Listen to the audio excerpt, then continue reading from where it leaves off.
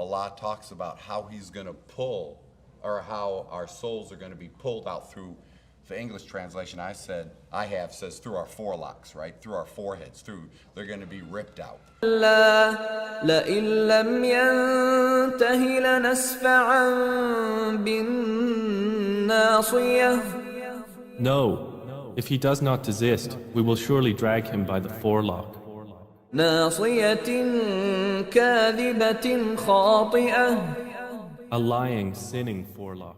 For a believer, it's just a little perspiration.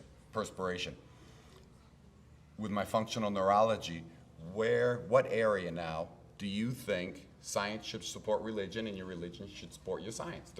If they're right. Where do you think you make that final decision whether you do something or you inhibit that bad action? That's the forehead. That's the frontal lobes. That's the forelock. That's the brain. There's no way we knew that 1,500 years ago. I mean, remember, just a few hundred years ago, people thought women didn't have a brain. They thought, the Christians didn't think women had a soul forever, right? Mm-hmm. I mean, here's the Quran 1,500 years ago or so telling us that this is where you're going to be punished from or pulled out through when you're a bad guy. Mm-hmm. And that's your final inhibition. That's your final initiation of the good or bad you decide to do. It's the forehead. It's the forelock. So it's really science, religion, it all agrees for me. People wondered, is there something different about the brain of somebody who does violent acts, particularly repetitive violent acts, in comparison to an ordinary person's brain? But not very much was known about it until the last maybe 15, 20 years, particularly as we entered the era of the magnetic resonance imaging. Front part of the brain called the orbitofrontal cortex. That area is involved in moral decision making, in figuring out what's right versus what's wrong, that we learn as we grow up and are instructed by our parents and our teachers. So if that area of the brain is not operating at full tilt, it may be possible then to carry out an act which would be repugnant and very much against the law.